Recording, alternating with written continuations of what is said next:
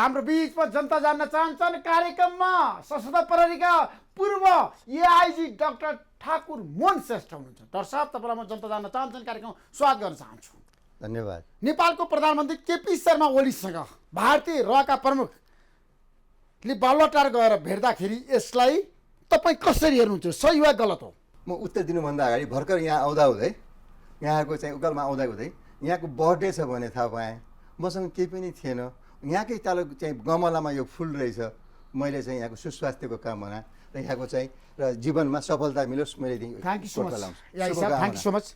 तपाईँको सद्भाव माया प्रेम लागिरहोस्। अब हामी विषयवस्तुमा जाउँ। नेपालका प्रधानमन्त्री केपी शर्मा ओलीलाई भारतीय गुप्तचर संस्थाका प्रमुख सामन्त कुमार गोयलले बालुवाटारमा गएर भेट्दा किन चाहिँ जनमत तरङ्गित भयो, के कारणले भन्नुहोस् त?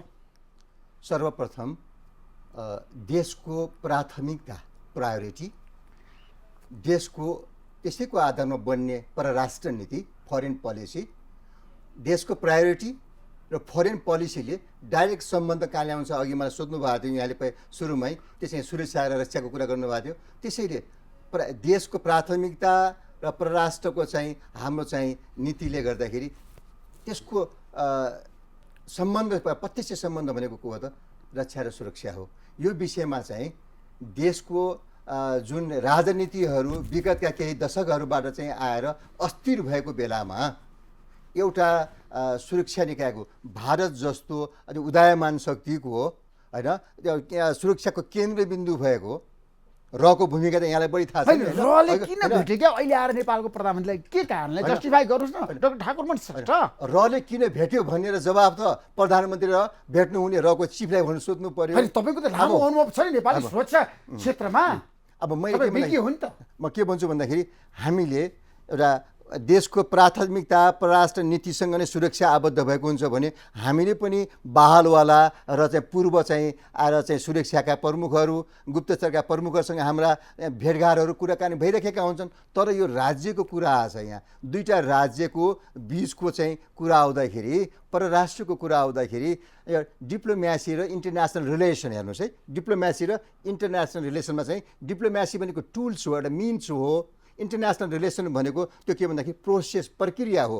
यो कुरालाई ख्याल गर्दाखेरि यो हिजोको जुन एउटा जुन भेटको चर्चा आएको छ यो चर्चा चाहिँ त्यो कसले कसलाई भेट्यो भन्ने मात्रै होइन कि यो स्वतन्त्र राज्यको चाहिँ प्रधानमन्त्रीज्यू, म त भन्छु म त आएर छिमेकी राष्ट्र भारत अथवा छिमेकी राष्ट्र अन्य राष्ट्रसँग कुरा गर्नुभन्दा पनि यो देशको एक्जिक्युटिभ क्यापासिटी भएको जनताबाट मत प्राप्त गरेको प्रधानमन्त्रीज्यूले कसलाई भेट्ने, कहिले भेट्ने, किन भेट्ने प्रसङ्गको चाहिँ त्यसको चाहिँ कोड अफ कन्डक्टहरू प्रोटोकलहरू हुन्छन् अथवा स्टेट बिहेभियर भन्ने हुन्छ चाहिँ परराष्ट्र नीतिमा डिप्लोमेसीमा स्टेट बिहेभियर हुन्छ। त सुरक्षा निकायका प्रमुखहरूलाई भेट्न सक्नुहुन्छ होइन र? अन्तर्राष्ट्रिय प्र्याक्टिस पनि छ नि। हजुर होइन, अन्तर्राष्ट्रिय प्र्याक्टिस छ जुन यहाँले भन्नुभएको छ। भेट्ने प्रक्रिया हुन्छ, कुन अवस्थामा भेट्ने, कहिले भेट्ने, कसरी भेट्ने। योभन्दा पहिला पनि हेर्नुहोस् राज्यका विभिन्न भ्रमणहरू भएका हुन्छन्। इत्यादि आएर हेड अफ स्टेट जाँदाखेरि अथवा कुनै मिसनमा चाहिँ जाँदाखेरि अथवा चाहिँ आएर शिष्टाचार भेट हुँदाखेरि राज्यका विभिन्न संयन्त्रका एक्सपर्टहरू विभिन्न विभागका प्रमुखहरू पनि जान्छन् र त्यति बेला जुन मिसनको लागि भेटघाट हुने हो, वार्ता हुने हो, तत्पश्चात चाहिँ आएर एउटा अनरको रूपमा एउटा चाहिँ आएर त्यो इज्जतको रूपमा कदरको रूपमा गएर अनि प्रधानमन्त्रीलाई भेट्ने हो। जहाँसम्म छ यो प्रोटोकल नमिलेको र स्टेट बिहेभियर नमिलेको कुरा छ, यसमा चाहिँ प्रधानमन्त्रीज्यूले ठाडै चाहिँ गल्ती गर्नुभएको छ। हाम्रो प्रधानमन्त्री ठाडै गल्ती गर्नुभएको छ। तपाईँ जस्टिफाई गर्नुहोस्, प्रधानमन्त्री कहाँ चुक्नुभयो? कहाँ चुक्नु भएन, हेर्नुहोस् पटक पटक चुक्नु भएको छ। उहाँ त्यहाँ आएर उहाँले चाहिँ राष्ट्रको चाहिँ राष्ट्रियताको आवाज उठाएर माथि आउनुभयो। अहिलेका व्यवहारहरूले त उहाँलाई त नक्कली राष्ट्रवादको चाहिँ कुरामा आएको छ। प्रधानमन्त्रीज्यू, सम्माननीय प्रधानमन्त्रीज्यू, मेरो देशको सम्माननीय प्रधानमन्त्रीज्यूले चाहिँ गरेका स्टेट बिहेभियरले जनताको इज्जत अगाडि देखिन्छ। अनि छिमेकीसँगको कूटनीतिताहरू चाहिँ आएर कस्तो सम्बन्ध छ, देश कहाँ गइरहेको छ, देशको विकासको गति कहाँ छ, त्यहाँको राजनीतिक स्थिरता कहाँ छ भन्ने कुराहरू हाम्रा स्टेटमा रहेका सम्माननीय प्रधानमन्त्रीज्यूको बिहेभियरहरू अथवा एक्जिक्युटिभ लेभलका बिहेभियरहरू अथवा राष्ट्रका पोलिसी र कार्यान्वयनले देखाउने हो। सम्माननीय प्रधानमन्त्रीज्यूले शिष्टाचार भेट गर्न पाउँदैन। उहाँले डाइरेक्ट पाउँछ कि पाउन्न भन्ने सामान्य प्रश्न उत्तर होइन ऋषिजी। यसमा के भन्दाखेरि भेट्न पाउने ठाउँहरू छन्, प्रक्रियाहरू छन्। यदि यो चाहिँ आएर डाइरेक्ट उहाँलाई नै चाहिँ आएर भारत सरकारले चाहिँ मोदी सरकारले चाहिँ निर्णय गरेर पठाएको हो भने नेपाल सरकारको परराष्ट्र मन्त्रीले चाहिँ स्वागत गर्ने उहाँको चाहिँ फलानु यहाँ चाहिँ स्टेट भिजिटमा आउँदै हुनुहुन्छ, यो कामको लागि आउँदै हुनुहुन्छ भनेर खै त कहीँ जानकारी आएछ, यहाँहरूको मास मिडियामा यहाँलाई आएछ, जनता जान्न चाहन्छ प्रधानमन्त्रीले बोलाउनु भयो भनेर पनि बाहिर चर्चा भएको छ नि त हैन, तर भारतीय पक्षलाई बोलेको छैन। अब यसमा के भन्दाखेरि हामीले जुन बजारमा विभिन्न पत्र पत्रिकामा सञ्चारमा आएको चर्चाको कुराहरू अलग पाटा हुन्छ। वास्तविकता के हो तपाईँ गहिरोमा गएर समीक्षा गर्नुहोस् ठाकुरमणि श्रेष्ठजी। मैले समीक्षा गर्ने भनेको त म त आधिकारिक पदमा त छैन होइन, तर पनि तपाईँ एउटा सुरक्षा निकायमा बसेर काम गरेको अनुभवी व्यक्तिको नाताले मैले सत्य बोलिदिने, सत्य कुराहरूको आफ्नो अनुभवहरू यहाँ राख्ने मेरो एउटा लिमिटेसन हो। हेर्नुहोस् अहिले चाहिँ आएर भेट्न पाउने कि नपाउने भन्ने विषयमा चाहिँ उहाँले त डिक्लेयर गर्नुपर्ने हो, तर आज यो वार्तामा हेर्दाखेरि भेट्न पाउने नपाउने गल्ती अथवा भन्दाखेरि डिप्लोमेसीको चाहिँ के बियोन्ड द पोलिटिक्स हुन्छ। डिप्लोमेसी बियोन्ड द पोलिटिक्स, राजनीतिभन्दा बाहिर जानुपर्छ। अहिले चाहिँ इन्टरनेसनल रिलेसनको थेमहरू, सिद्धान्तहरू, ट्याक्टिक्सहरू, टेक्निकहरू र चाहिँ आएर प्रक्रियामा रहेको चाहिँ चेन्ज डाइमेन्सन छ, अथवा 21औं शताब्दीका लागि आएका परराष्ट्रका नीतिहरू र चाहिँ इन्टरनेसनल रिलेसनका कुराहरूले हेर्दाखेरि चेन्ज डाइमेन्सनमा चाहिँ गइसकेको छ। यस अर्थमा चाहिँ यदि हिजो भएको भेटघाट चाहिँ असल उद्देश्यले भएको छ भने, असल उद्देश्यले भएको भेटघाट हो भने सबै भेटघाटलाई हामीले खराब छ भनेर भन्न मिल्छ हैन। मैले भने नि यहाँको प्रश्नको उत्तर आउँदैछ, द्वितीय प्रश्नको संज्ञा आउँछ। यदि यो असल नियतले भेटघाट भएको हो भने आशा राखौँ कि अब यसको बेटर रिजल्ट आउँछ। केमा बेटर रिजल्ट भन्दाखेरि यो देशमा पोलिटिकल इन्स्टेबिलिटी छ, पोलिटिकल डेडलक छ नेपालमा, र छिमेकी राष्ट्रसँगको चाहिँ डेडलकको अवस्था छ। सीमाको चाहिँ इस्यु आएको विषयमा हाम्रो चाहिँ उत्तरमा चाहिँ आएर चाहिँ हुम्लामा चाहिँ सीमा चाहिँ चाइनाले प्रयोग गर्यो भने आएको चाहिँ हामीले आवाज उठाएका छौँ। दक्षिणको चाहिँ सीमाको विवादहरू छ, चाइनाले सीमा मिच्दाखेरि तपाईँहरू मौन हुनुहुन्छ, तपाईँहरू पनि डराउनुहुन्छ ठाकुरमणि श्रेष्ठजी। अब कहीँ डराएको छैन। मैले त राष्ट्रको हितको लागि चाहिँ भारतबाट केही व्यक्ति विशेषबाट भएका चाहिँ क्रियाकलापको बारेमा सडकमा गएर गिरफ्तारी दिएको छु वैशाख 27 गते, र चाहिँ चाइनाबाट भएको चाहिँ यो चाहिँ आएर चाहिँ भारतीय राजनीतिमा रहको प्रभाव पनि छ, तपाईँलाई थाहा छ राम्रोसँग। रहको प्रभाव तपाईँलाई थाहा छैन भने म स्पष्ट बताइदिन्छु। रहको भूमिका के हो? रहको भूमिका चाहिँ उद्देश्यको उसको देश भारतको हित, भारतीय जनताको हित, भारतको चाहिँ नीतिको हित, भारतको चाहिँ आएर उन्नतिको लागि काम गर्ने हो भने त्यो उन्नतिमा अहिले चाहिँ आएर ग्लोबल कन्टेक्स्टको रूपमा चाहिँ आएर आफ्नो चाहिँ आएर नेबरहुडको चाहिँ पोलिसी पनि त लिएको छ चाहिँ भारतले। यो सन्दर्भमा चाहिँ उसको जिम्मा छ। अब हाम्रो देशमा हामीले चाहिँ राम्रो र बनाउन सकेनौँ। अहिले र भन्नु र हाम्रो नेपालको राष्ट्रिय अनुसन्धान भनेको चाहिँ काउन्टर पार्टको नमुना हो। हाम्रो नेपालको राष्ट्रिय अनुसन्धान अहिले प्रधानमन्त्रीजीको मातहतमा लगेर राखेको छ, खै कस्तो बनाउने हो देख्न बाँकी छ। मैले भन्ने गरेको छु पटक पटक। होइन, अहिले प्रधानमन्त्री पनि रक्षा मन्त्री हुनुहुन्छ। सुन्नुहोस् न, प्रधानमन्त्री राष्ट्रिय अनुसन्धानको प्रधानमन्त्रीकै मातहतमा छ, अनि भारतीय रका चिफलाई नेपालको प्रधानमन्त्रीले भेट्दा अनुचित कसरी भयो? हेर्नुहोस्, एउटा के अङ्ग्रेजीमा एउटा अङ्ग्रेजीमा उखान छ कि don't keep a dog bark yourself के। अब कुकुरलाई पाल्ने तर आफूले हाउ गरेर भुग्यो भने त्यो के मालिक भयो त? प्रधानमन्त्री भनेको प्रधानमन्त्रीको उहाँको जिम्मेवारी संविधानमा लेखेको छ, हाम्रो काम कर्तव्य। अनि हाम्रो चाहिँ नन एलाइनमेन्टको चाहिँ फरेन पोलिसीको कुरा लेखेको छ, इन्टरनेसनल पिसमा चाहिँ प्रायोरिटीमा जाने भन्ने कुरा लेखेको छ, पञ्चशीलको सिद्धान्तको कुराहरू लेखेको छ। यो कुरालाई यहाँ राखेर अहिले चाहिँ जुन कुरामा वार्तामा आएको छ त्यसमै फोकस भएर जाने हो भने स्पष्ट रूपमा चाहिँ सम्माननीय प्रधानमन्त्रीज्यूले 2007 साल पछिका बनेको 39वटा प्रधानमन्त्रीको चाहिँ क्याबिनेट छ, 39। 14वटा क्याबिनेट चाहिँ 2046 सालभन्दा पहिला छ। 2046 साल चाहिँ पछि आएर 25वटा क्याबिनेट बनेको छ। यो 2007 दशक अथवा 70 वर्षको इतिहासमा यो घटना चाहिँ यो चाहिँ आएर विश्वमा हाँस्ने घटना हो। म पनि यस्तो अप्ठ्यारो बेलामा यो गल्ती हुँदै यो चाहिँ immature diplomacy, immature state behaviour हुँदै पनि मैले आशा देखेको छु। के आशा भन्दाखेरि हाम्रो सीमा विवाद छ। यहाँ राजनीतिमा कम्युनिस्टले कम्युनिस्टको चाहिँ मूल्य मानेको छैन, प्रजातन्त्र प्रतिपक्ष आएर हराइरहेको छ। यो सरकारले गल्ती गर्दाखेरि प्रतिपक्षको चाहिँ मूल्य मान्यता र बिहेभियर हराएर गयो। प्रजातन्त्रको चाहिँ हिमायती भन्ने नेपाली काङ्ग्रेसका चाहिँ शेरबहादुर देउवाजीको नेतृत्व हराएर गयो। यो अवस्थामा देश राजनीतिक शून्य अवस्थामा छ। मैले आशा केमा गरेको छु, हिजोको राजनीतिक शून्य अवस्थामा कसरी छ? हाम्रो देशमा लोकतान्त्रिक सरकार छैन। नेपाल कम्युनिस्ट पार्टी नेतृत्वको सरकार छैन, सुन्नुहोस् न, सरकार त छ, बहुमतको सरकार छैन, तिनै तहको सरकार छैन, प्रतिपक्ष छैन। सुन्नुहोस्, यहाँ के भन्दाखेरि त्यो केही पनि देखिएन। हेर्नुहोस्, यहाँ चाहिँ के भन्दाखेरि राजनीतिको चाहिँ एउटा आदर्श नीति हुनुपर्नेमा तपाईँ हामीमा के भ्रम छ भन्दाखेरि यो पछिका आएर विसङ्गति र विकृति जुन आएको छ, विकृति र विसङ्गतिले हामीले राजनीति भनेको हुनाले डर्टी पोलिटिक्स भन्छौँ। वास्तवमा त राजनीति भनेको चाहिँ सबै नीतिहरूको राजनीति हुनुपर्ने। यो त विकृति र विसङ्गतिले गर्दाखेरि राजनीतिको चाहिँ गलत परिभाषा गइराखेको छ। राजनीति चाहिँ असल राजनीति भएको भए एउटा स्वतन्त्र राज्यमा कोही मान्छेहरू आउँदाखेरि स्वागत गर्ने प्रक्रियाहरू र विदाई गर्ने प्रक्रियाहरू हुन्छन्। हो, देशमा कहीँ त्यसो सेक्रेसी मेन्टेन गर्ने भन्छ, तर सेक्रेसी मेन्टेन गर्ने भन्दाखेरि यो देशको यहाँले राजनीतिको कुरा गर्नुभयो, मैले राजनीतिको कुरा धेरै बुझाउनु पर्दैन होला। म सम्माननीय प्रधानमन्त्रीलाई प्रतिपक्ष र ठुला देशका राजनीतिक नेता हो भनेर मैले कुरा बुझाउनु पर्दैन। खै त प्रजातन्त्रको यो राजनीति भएको देशमा प्रजातान्त्रिक मूल्यको आधारमा राज्यले गरेको कामको पारदर्शिता, ट्रान्सप्यारेन्सी खै प्रचण्डले भनिरहनु भएको छ, शेरबहादुर देउवाले भनिरहनु भएको छ, हेर्नुहोस् त प्रचण्ड त मान्छे हराइसक्यो, मन्त्रीले धमाधम भनिरहनु भएको छ, गृहमन्त्री भन्नुभएको छ, परराष्ट्र मन्त्री यहाँले धेरै कुरा सुन्नुभयो है।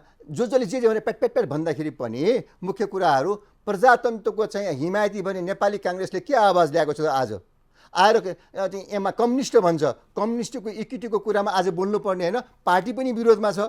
मलाई के लाग्छ भन्दाखेरि मैले पनि गेस गर्ने हो, उहाँहरूको दुईटा बिचमा के कुरा भयो होइन, के कुरा भयो बाहिर चाहिँ नआएसम्म त हामीले गेस गर्ने हो। गेस गर्दाखेरि अथवा एमाले भित्रको चाहिँ समस्या आएर पछि कम्युनिस्ट मिलेपछि समस्या आएर अथवा माओवादी र एमाले मिलेर जुन चाहिँ यिनीहरूको चाहिँ फ्युजन भयो, फ्युजनले कन्फ्युजन ल्याउँदाखेरि 1 वर्ष अगाडि, आजभन्दा 13 महिना अगाडि उत्तरतर्फको सिमी राष्ट्रको सम्माननीय चाहिँ राष्ट्रपति सी जिनपिङ आउनु भएर सबैलाई चाहिँ एउटा ट्युसन लिएर जानुभयो नि। मैले ट्युसन लिनुभएको थियो, अनि क्लास लिनुभएको थियो, तिमीहरूको नैतिकताको लागि, तिमीहरूको चाहिँ भ्रष्टाचारमा नगर, राम्रो काममा गएर ल्याऊ भनेर क्लास लिनुभएको थियो।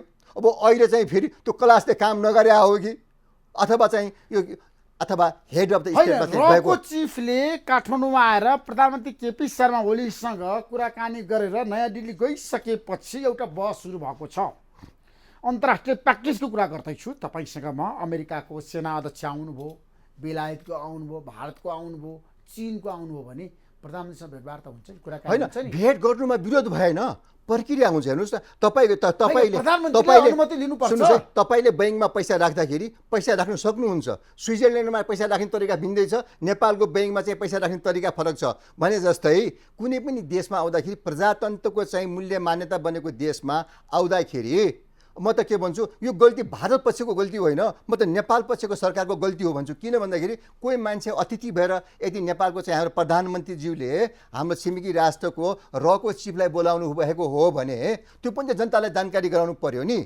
जानकारी गराएपछि हो उहाँले चाहिँ देशको डेडलक चाहिँ जुन छ अहिले, जुन हाम्रो सीमाको लागि विवाद आयो, योभन्दा पहिला चाहिँ विभिन्न बन्दहरू भए, धेरै विवाद आएको छ, अझै म्युचुअल अन्डरस्ट्यान्डिङ मिलाउनु पर्ने बेला छ। यो बेलामा यदि हाम्रो सम्माननीय प्रधानमन्त्रीज्यूले रणनीति अपनाएर, डिप्लोमेसी अपनाएर बोलाउनु भएको हो भने पनि उहाँले बोलाएपछि त आएको अतिथिको इज्जत राखिदिनु पर्ने हो नि त। त्यो प्रक्रिया मिलाएर जानुपर्ने, जनतालाई सूचित गरिदिनु भएको भए त आशा जाग्थ्यो। कार्यकारी प्रमुखले विदेशी पाहुनालाई भेट्नको लागि अनुमति लिनुपर्छ। उहाँले पकेटबाट चलाउने होइन। कुनै पनि सम्माननीय प्रधानमन्त्रीज्यूले राणाकालको पेटभित्र रहेको बच्चा चाहिँ आएर चाहिँ जर्नल बनेको कहानी जस्तै अहिलेको चाहिँ उहाँले पकेटको आदेशले चलाउने होइन, यो थिति र रीतिले चलाउने हो। त्यो चाहिँ चुक्नु भएको छ। मलाई के लाग्छ भन्दाखेरि अझ नेपालमा समस्या छ। यदि चाहिँ आएर डेडलक खुलाउने एक स्टेप हो भने पनि सीमा विवादको समाधान गर्नको लागि साँच्चै भारतीय रहका प्रमुख काठमाडौँ आएको हो भने त्यो राम्रो हो। तपाईँले मैले सीमा विवाद मात्र होइन, यहाँ चाहिँ आएर सीमा विवाद मात्रै छैन, यहाँ त धेरै कुराहरू छन्। हेर्नुहोस् त, राज्यको चाहिँ हाम्रो सनातन हिन्दू राज्यको पहिचानको कुरा पनि छ। गाँठे कुरा त योभन्दा पहिला चाहिँ यो सीमा विवाद मात्रै होइन, सीमा विवादको कुरा गर्दाखेरि त तपाईँको 1950को सन्धिबाट कुरा आउँछ। असमान सन्धि भन्ने कुरा बोल्ने त सम्माननीय प्रधानमन्त्रीज्यू नै हो नि। प्रधानमन्त्री र चाहिँ राजदूतको चाहिँ बिचको हस्ताक्षर भएको चाहिँ विरोध गर्ने चाहिँ अहिलेकै सम्माननीय प्रधानमन्त्रीज्यूले नारा जुलुस गर्नुभएको छ। 14 वर्ष जेल बसेर आए भन्नुहुन्छ, यही हो ताला। आज 14 वर्ष जेल बसेर आउनेको ताल यही हो। के को लागि जेल बसेको? मासु भात खान अथवा रक्सी खान, चुरुट खान अथवा सुर्ती खान, चप्पलबाट लगाएर महल बनाउन? त्यो राष्ट्रको चाहिँ जुन अस्मिता छ यसलाई बचाउनु पर्दैन। त्यसैले चाहिँ कि लोकतान्त्रिक मूल्य र मान्यतामा प्रधानमन्त्री केपी शर्मा ओली अडिक हुनुहुन्छ नि त? छैन। उहाँले 2-4 वटा चाहिँ देखाउनु भयो एउटा कि कहिले चाहिँ हुन्छ नि फिल्ममा हिरोलाई चम्काइदिन्छ नि, मोडेलको रूपमा ठ्याक्कै देखाइदियो कि त्यो चाहिँ मार्केटिङ गर्न आए जस्तो। त्यही भएर भोट पनि धेरै पाउनुभयो। तर हिजोको घटना लागि प्रधानमन्त्रीको अडान त चट्टान जस्तो होइन भने उहाँको चट्टान भन्थ्यो। म त अब के भन्दाखेरि त्यो शीतको थोपा भन्दा कमजोर छ भन्ने कुरा चट्टान थियो भन्ने एउटा कहानी देखियो हिजोको घटनाले। त उहाँ चाहिँ शीतको थोपा भन्दा पनि नरम भएर सुकिसकेको रहेछ हिजोको घटनाले। उहाँको राष्ट्रवादको चाहिँ इमेज गयो, उहाँको डिप्लोमेसी, उहाँको पोलिटिक्स भएर आएर चाहिँ इम्याच्योर देखियो कि यदि भारतसँग चाहिँ अर्को हाम्रो यो यहाँ आएर डेडलकलाई खुलाउने चाहिँ टुल्सको रूपमा प्रयोग गर्ने पनि होइन, ट्र्याक 1 ट्र्याक 2 का फर्मुला अथवा हाम्रो चाहिँ हिन्दू कल्चर हो चाहिँ मोदी सम्माननीय मोदीजी पनि हिन्दू कल्चर छ होइन, फोन गरेर आदर गरेर शुभकामना दिएर पनि कुरा गर्न सकिन्छ। दर्शन गर्न गएर चाहिँ भेट गर्न सकिन्छ होइन, बुद्धलाई दर्शन गर्ने हो कि मोदीजी आएर चाहिँ बुद्धलाई चाहिँ दर्शन गर्ने हो कि अथवा हाम्रो यहाँको चाहिँ प्रधानमन्त्री गएर चाहिँ आएर हरिद्वारमा गएर चाहिँ चारधाममा चाहिँ दर्शन गर्ने ठाउँ थियो नि। त्यसरी right action at the right time भन्छ होइन, त्यो हुन सकेन। यदि चाहिँ कि जनतामा चाहिँ नकारात्मक प्रभाव गयो। हाम्रो 3 करोड नेपालीको इज्जत राख्ने गरी बोल्नुपर्छ। सुरक्षामा भारतको रुचि र चासो छ। हेर्नुहोस्, जुनसुकै देशको पनि छिमेकी देशमा एक अर्काको चाहिँ सुरक्षाको चासो हुन्छ। त्यसमा त चाहिँ एसियामा उत्तरतर्फ चाहिँ चाइना अगाडि बढिराखेको चाहिँ दक्षिण 3 ठाउँमा चाहिँ हाम्रो भारत अगाडि बढिराखेको छ। ग्लोबल इकोनोमीलाई हेर्दाखेरि दुवै राष्ट्रको चाहिँ बुम भएर गएको छ। आएर चाहिँ विश्व शक्तिको त्यही ध्यानै आएर एसियामा आएको छ। यो चाहिँ अहिले चाहिँ नेपालमा चाइनाको कुरा, भारतको चाहिँ कसैले भन्छ नि इन्डिया कार्ड चाइना कार्डको कुराहरू धेरै आउँछ पत्र पत्रिका सञ्चारमा। यहाँ त आएर वेस्टर्न कार्ड द आएर चाहिँ अमेरिकन कार्डको कुराहरू आछ भने यो चाहिँ आएर यो यदि हामीले हाम्रा प्रजातान्त्रिक मूल्य मान्यता, हाम्रा संस्कारहरू हाम्रा संस्कार कल्चरलाई भुल्यौँ भने यो देशलाई छ नि, हेर्नुहोस् मैले योभन्दा पहिला पनि यहाँलाई भनेको थिएँ, यस्तै बिगड्दै गयो भने यो देश चाहिँ जुन नेपालको बिचको छ नि, यो नेपाल हरायो भने अनि ठोकिनु को पुग्ने हो? नेपाल हरायो भने को ठोकिन्छ? चाइना र भारत ठोकिनु पाउँछ। अनि विश्वको चाहिँ 3rd ग्रेड वारको चाहिँ सिनारियो आउँछ। त्यसैले यो शान्ति भूमि हो, यो चाहिँ आएर विश्व हिन्दूको चाहिँ यो चाहिँ आएर यो गर्भभूमि हो। यो भूमिले विश्वलाई शान्ति दिने आउँछ। अहिले त हाम्रो देश सेकुलर राष्ट्र छैन। हिन्दूको कुरा नगर्ने होइन, यो देशको राजनीति बिग्रेको नै जबकि आएर विश्वमा एक्लो चाहिँ आएर सनातन एउटा वैदिक हिन्दू राज्यको चाहिँ आएर चाहिँ एउटा गर्भभूमिको जस्तो किसिमले हतारमा पश्चिममा राष्ट्रको चाहिँ खेलमा होइन, आज होली वाइनको खेलमा चाहिँ आज जब मासिने खेल भयो नि, त्यो कारणले आएको छ। म भन्छु कि रोग एकातिर छ, उपचार अर्कोतिर भइरहेको छ के। त्यसैले हिजोको भेटघाट पनि यदि नेपालको यो रोग हटाउनको लागि यदि नेपालको समस्या समाधान गर्न भारत साँच्चै तयार भएर आएको हो राम्रो। म यसमा आशा गर्छु हामी छिमेकी परिवर्तन गर्न सक्दैनौँ नि। नेपाली जनताले छिमेकी परिवर्तन गर्न सक्दैनन्।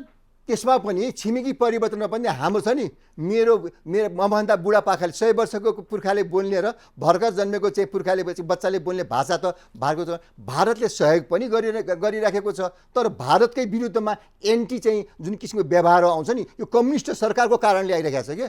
यो कम्युनिस्ट सरकारको कारणले पछिल्लो 30 दशकको राजनीतिमा एन्टी इन्डियनको एटिट्युड डेभलप भइरहेको छ। यस्तै गतिविधिले के उहाँलाई ल्याउनु थियो भने प्रक्रिया छ नि। नेपालको आन्तरिक सुरक्षामा भारतको चासो छ भनेर तपाईँले भन्नुभयो। भारतको चासो के हेर्नुहोस् त, युएनमा पनि एउटा प्रोभिजन छ। युएनको मानि यदि नेपालको चाहिँ जमिनबाट चाइनालाई अथवा भारतलाई कुनै किसिमको सेक्युरिटी थ्रेट छ भने उनीहरूले पनि आएर यहाँ चाहिँ प्रयोग गर्ने ठाउँ रहन्छ इन्टरनेसनल ल। हेर्नुहोस् त्यहाँले विज्ञलाई सोध्नु होला, मैले सम्झाएँ मात्रै। त्यस्तै किसिम के भन्दाखेरि हो इतिहास हेऱ्यो भने नेपालबाट भारतलाई के हानि भएको छ, नेपालबाट चाइनालाई के हानि भएको छ, यो कुराको चाहिँ लगत निकाल्यो भने जे जति हाम्रो चाहिँ जुन साधन स्रोत हाम्रो प्रविधि छ नि, त्यसले चाहिँ भारत र चाइनालाई चाहिँ क्षति भएको होइन, हामी च्यापुवामा परेका छौँ। यसमा पनि भारत र चाहिँ जुन ठुलो छ नि, नेपाल सरकारको चाहिँ 30 वर्षको चाहिँ छ नि इतिहास हेरेर हाम्रो नेपाल सरकारको सरकार जो बन्यो आएर कम्युनिस्टको पनि बन्यो, डेमोक्रेट पनि बन्यो, मिक्स पनि बन्यो, हुँदा रापरपाको चाहिँ आएर कमल थापापछि पनि आएर त्यहाँ डेपुटी चाहिँ प्राइम मिनिस्टर बन्नुभयो होइन। देख्नु सबै देखियो अरे, भोग्नु सबै भोगिसक्यो हामीले। यहाँ चाहिँ सबैले राज गरे, सबैले शासन गरे, सबैले राजनीति गरे, तर नेपालको राजनीतिको लागि, नेपालको हितको लागि, नेपालको हकितको लागि कसैले राजनीति गरेनन्, कसैले कुटनीति गरेनन्। नेपालको राजनीति र कुटनीति मामलामा अब रको प्रवेश भयो। यो देखियो त, सिधै देखियो होइन, रको प्रवेश भयो। यसले के भन्दाखेरि म त के भन्छु, यदि आएर भारतले चाहिँ पनि रको चाहिँ अथवा एउटा सुरक्षाको चाहिँ केन्द्रबिन्दुमा रहेको चाहिँ एउटा रको भूमिका त ग्लोबल लेभलमा के भइरहेछ, एसियामा के भएको छ होइन, पाकिस्तान र बङ्गलादेशमा के भएको छ, सिक्किममा भुटानमा के भएको छ, विश्वमा के भइराखेको छ भन्दाखेरि यदि यो नेपाललाई अर्को पश्चिमा राष्ट्रबाट ग्लोबल पावरबाट चाहिँ युज गर्ने प्रयत्न हुन्छ भने चाइना र भारतकै चुप लागेर बस्छ? पक्कै पनि बस्दैन। त्यसैले त्योभन्दा हामीले त हाम्रो नेपाल सरकारले अहिले आज भने कम्युनिस्टको सरकार हो, हामी राष्ट्रवादीका हौँ भनेर भन्ने वामदेव होइनन्, यही योगेशजी पुग्नु भयो होइन, चाहिँ लिपुलेखमा पुग्नु भयो होइन, यही लिपुलेखमा गएर किताब लेखे आएन उहाँहरूले, के गर्नुभयो त अहिले मन्त्री प्रधानमन्त्री भएर? त्यसैले नक्कली राष्ट्रवादको कारणले हाम्रो कूटनीतिक सम्बन्ध बिगार्नुहुन्न, हाम्रो इतिहास बिगार्नुहुन्न, हाम्रो चाहिँ आएर वैदिक सनातनको चाहिँ पहिचानलाई मास्नु हुन्न भन्ने भनाइ चाहिँ धेरैको छ र जनताको हुन्छ। त्यसैले हामी पनि सडकमा आएका छौँ यसै कुराको लागि। भइसकेपछि प्रधानमन्त्री केपी शर्मा ओली त एकदम पपुलर लिडर हुनुभएको होइन? होइन, उहाँले भने आएन र, उहाँले पनि अहिले गणतन्त्रको प्रधानमन्त्री बन्नुभएको छ, उहाँले विरोध गर्नु भएन, ठेला गाडा चढेर रिक्सा चढेर चाहिँ साइकल चढेर उहाँ पुग्न सकिने भन्नुभयो, उहाँले हो नि। त्यसैले उहाँले के भन्नुभयो भन्ने कुरा नगरौँ। हो, डिप्लोमेसीमा के भन्दाखेरि विभिन्न टुल्सहरू युज हुन्छ। देशको समस्या जुन भएको छ सामान्य हेर्दाखेरि मान्छे आएर गयो भन्ने मात्रै होइन, यदि डेडलक खुलाउनलाई नितान्त प्रमुख नेपाल आइरहँदाखेरि किन तपाईँहरू आत्तिनु भएको छ, किन राजनीति तरङ्गित भएको छ, के कारणले? वास्तवमा चाहिँ छ नि, म आत्तिएको छैन, म त जनताले बुझिदिनुहोस्, जनताले बुझिदियो भने त हामी जस्तो मान्छेले जनतासँग मिलेर गएर राज्य सञ्चालन गर्न पाउँछौँ। मेरो लागि त यो त उर्वर भूमि हो, तर हामीले उर्वर भूमि हो भनेर हामीले चाहिँ गलत नीतिको अगाडि जानुहुन्न, जनतालाई भड्काउनु हुँदैन। अहिले त अहिले भनेको देशमा भएको राजनैतिक समस्यालाई भड्काएर हामीले द्वन्द्वमा लग्यौँ भने हामी 100 वर्ष पछाडि जान्छौँ, इतिहास मासिन्छ। लोकतान्त्रिक गणतन्त्रको विपक्षमा हुनुहुन्न? म चाहिँ गणतन्त्र चाहिँ आएर असफल भएर गएको छ भन्नेमा आज विभिन्न कारणले चाहिँ राजनीतिक विकल्प हुन्छ कि हेर्नुहोस् त, तपाईँले हेर्दाखेरि प्रजातन्त्रको चाहिँ सिद्धान्त विदेशबाट पढ्छौँ, गणतन्त्रको सिद्धान्त विदेशबाट पढ्छौँ। बडा महाधिराज राष्ट्र निर्माता श्री 5 पृथ्वीनारायण शाहको चाहिँ दिव्य उपदेश पढ्यो भने राज्य सञ्चालनका परराष्ट्र नीति आजसम्म लागू हुन्छ, शासन चलाउने कुरा आजसम्म लागू हुन्छ।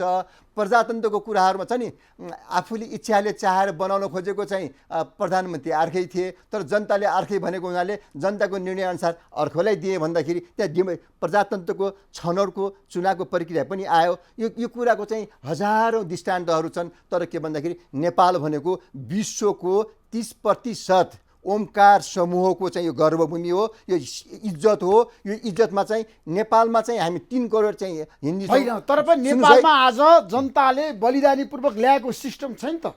सुन्नुहोस्, के भन्दाखेरि यसलाई तपाईले नकार्न सक्नुहुन्छ? हाम्रो भूमिका छ नेपाली राजनीतिमा। म 2007 सालबाट नै तपाईँको चाहिँ त्यहाँको सहसचिव आएर यहाँको क्याबिनेटको चाहिँ रजिस्टरमा लेख्ने टिप्पणी लेख्न सिकाएको इतिहास मैले पनि पढेको छु, तपाईँले पनि पढ्नुभयो होला। यहाँ हाम्रा चाहिँ विज्ञहरूले पढ्नु भएको छ, धेरैले जानकार छ यो कुरा। आज चाहिँ हामी गइरहेको छ। हेर्नुहोस्, 7 सालमा नि भयो, 46 सालको आन्दोलनमा आएर चाक्सीबारीमा बसेको नि छ। त्यसैले के भन्दाखेरि अबको चाहिँ 21औं शताब्दीमा राजनीति हामीले गर्न पाउनु पर्यो। राजनीति नेपालीले गर्ने हो। हामीले चाहिँ भारतको सोभरेनिटी, छिमेकी राष्ट्रको सोभरेनिटी, चाइनाको सोभरेनिटीलाई हामीले रेस्पेक्ट गर्ने, सपोर्ट गर्ने हो। त्यसमा पनि अझ चाहिँ हाम्रो वेशभूषा भाषाले गर्दाखेरि त हामी नजिक त भारतसँग हो नि।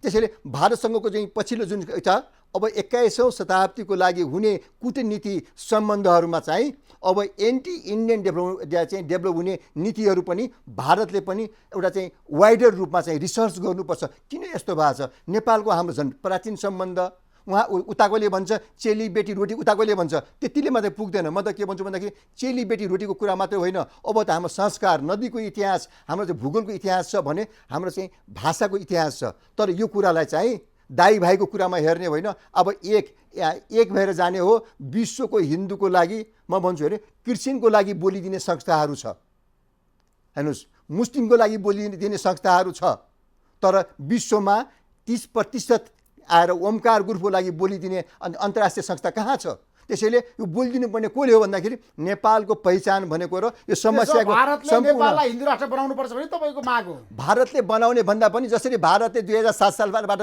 भूमिका खेलेर आएको छ, 2007 सालमा भारतको भूमिका चाहियो तपाईहरुलाई आजको सद्भाव शब्द प्रयोग गर्दाखेरि पनि धेरै खुला आउँछ डिप्लोमेसीमा। म के कुरा के भन्दाखेरि मैले तँलाई सहयोग गरेँ भन्नु र हामी त तपाईँसँग दुःखमा साथी भयो भन्दाखेरि शब्द फरक हुन्छ।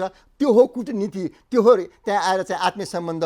हेर्नुहोस् त हाम्रो चाहिँ पूर्वी पश्चिममा कसले कसलाई सहयोग गरे भनेर हाम्रो देशमा प्रजातान्त्रिक मूल्य र मान्यतामा अडिक नेताहरू छन्, दल छ, नेपाली काङ्ग्रेस छ, नेपाल कम्युनिस्ट पार्टी छ। अनि तपाईँहरू पूर्व राजा ज्ञानेन्द्रलाई फेरि राजा बनाउन सक्रिय हुनुभएको छ। मैले पूर्व राजा ज्ञानेन्द्र व्यक्ति हुनुहुन्छ, तपाईँले राजाको कुरा ल्याउनुभयो। मैले भने राजाको कुरा ल्याउँदाखेरि मैले चाहिँ तीनटा कुरालाई सम्झिनुपर्छ। राज्य बन्नलाई चाहिँ पोलिटिकल साइन्सले अथवा राजनीति शास्त्रले दिनेको तीनटा कुरा हो। जमिन हो, जमिन हुनु पर्यो, अथवा कहीँ जल होला कहीँ जमिन हो, जमिन हुनु पर्यो राज्य हुनलाई। अर्को चाहिँ जनता हुनुपर्छ। अब हेर्नुहोस् त जनता जमिन पनि मास्दै जाने, जनता पनि रोगले खाने, अथवा चाहिँ आएर हाम्रो चाहिँ विभिन्न राजनीतिक कारणले देशमा रोजगार नपाएर युवा पलायन भएर गएको छ, जनता पनि बाहिर जाने, जमिन पनि मासिने, जनता पनि बाहिर गयो भने कहाँ गएर राजनीति गर्ने हो हाम्रो नेता र पार्टीले? कहाँ गएर राजनीति गर्ने? त्यसैले यो देशको चाहिँ अस्मितालाई कसैले खेलबाड गर्नु। राजा ज्ञानेन्द्रले भन्नुभएको छ नि त, दसैँको अवसरमा शुभकामना दिँदै देश अभिभावकविहीन भयो, टुरो भयो। कसरी भन्नुहोस् त? राजाले पटक पटक चाहिँ भन्नुभएको छ। म के भन्छु, उहाँले भन्ने मात्र होइन, दिनमा आउनु होला उहाँ पनि। तर के भन्दाखेरि पूर्व राजा ज्ञानेन्द्रले दल खोलेर राजनीतिमा आउन सक्नुहुन्छ? सुन्नुहोस्, ठ्याक्कै भन्नुहोस् तपाईँ। राजा आउनुहुन्न, राजा दलमा आउनुहुन्न नम्बर एक। किनकि यो जनता जान्न चाहन्छ भन्ने कार्यक्रममा यहाँले हजारौँ कार्यक्रम गर्नुभएको छ। म त के भन्छु भन्दाखेरि राजालाई चुनावबाट छानेर ल्याउने नै होइन, चुनावमा हामी जाने हो, तपाईँ हामी जनता जाने हो। त्यसैले स्थायी संस्थाको रूपमा राजालाई ल्याउने हो। जनताले फालेको कहाँ हो र? किन फाले होइन? जनताले 65-63 कसरी भन्नुहुन्छ? हेर्नुहोस् है, राष्ट्र संस्था जनताले फालेको होइन, सडकमा आएर लाखौँ जनता।